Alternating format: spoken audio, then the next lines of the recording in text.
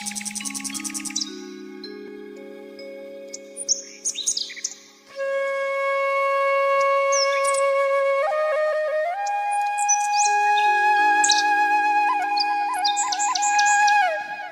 श्री राम मित्रों, हमारे देश में कृष्ण और सुदामा की मित्रता का श्रेष्ठतम उदाहरण है।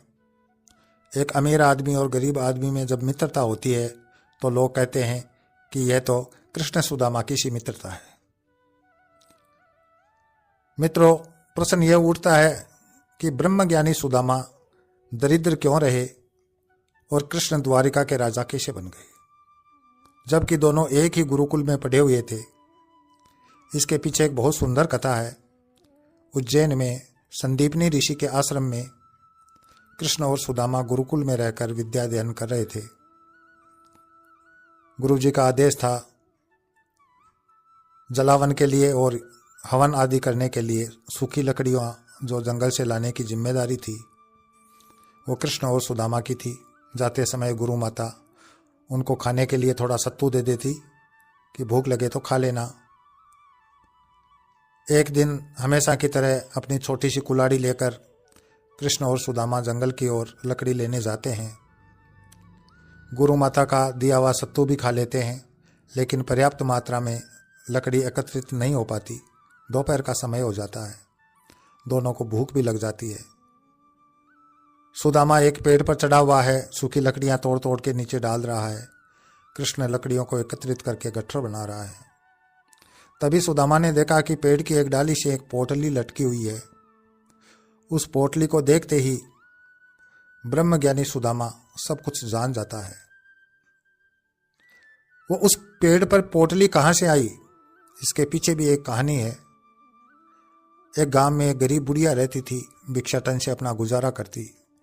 गांव के बाहर एक टूटी फूटी सी झोंपड़ी थी। उस गांव में एक रात चोर आया। चोर ने सोचा गांव के लोग थोड़े सो जाए, अभी जाग हो रही है, उसके बाद मैं चोरी करने के लिए गांव में घुसूंगा। तभी उसे वो झोंपड़ी नजर आती है। चोर सोचता है कि चलो तब तक इस झोंपड़ी में सेंध लगाते हैं, यहाँ से भी कुछ मिल जाए तो। यह सोचकर चोर झोंपड़ी में घुस जाता है। बेचारी बुढ़िया नींद में खर्राटे भर रही होती है। चोर चारों ओर नजर दौड़ाता झोंपड़ी में। मध्यम प्रकाश में देखता है चारों ओर दरिद्रता। ऊपर नजर करता है तो एक पोटली लटक रही होती है। चोर ने सोचा जो हाथ लगे सोई ठीक है, पोटली उतार लेता है। खोलकर देखता है उस पोटली में बुने हुए चने थे। वो चने वो बुढ़िया एकत्रित कर रही थी संकटकाल के लिए। उसको भिक्षा में जो चने मिलते थे आधे खा लेती, आधे रख लेती कि कभी भीख मांगने के लिए न जाना हुआ तो कम से कम पेट भर सकेगी। इस तरह थोड़ा थोड़ा करके उसने, उसके पास वही संपत्ति थी, उसने वो पोटली लटका रखी थी झोंपड़ी के ऊपर, जो लठ लगा हुआ था लकड़ी का उस पर। तभी बुढ़िया की आंख खुल जाती है। वो देखती है कि चोर मेरी पोटली लेकर भाग रहा है, तो वो जोर से चिल्लाकर उसका पीछा करती है। आगे आगे चोर, पीछे पीछे बुढ़िया। बूढ़ी औरत जवान चोर के पीछे कब तक भागती, थोड़ी देर भागकर रुक गई, लेकिन वो रोने लग गई और जाते जाते चोर को उसने श्राप दे दिया कि यदि तू ये चने खाएगा तो जीवन भर दरिद्र ही रहेगा, मैं श्राप देती हूं। और इस तरह से चोर जंगल की ओर भाग जाता है। तभी राजा के दो सिपाही घोड़े पर सवार होकर रात्रि गश्त के लिए आते हैं। पूछते हैं, माई क्या बात हुई, रो क्यों रही हो? बुढ़िया ने कहा, बेटा क्या करूं, चोर था, मेरा सामान लेकर भाग गया, मैं उसका पीछा नहीं कर सकती। कहा, किधर गया माई? बुढ़िया ने अंगुली से इशारा कर दिया, वो जंगल की ओर गया है। सैनिकों ने चोर का पीछा करने के उद्देश्य से जंगल की ओर घोड़ा दौड़ा दिया। चोर आगे आगे, सैनिक पीछे पीछे।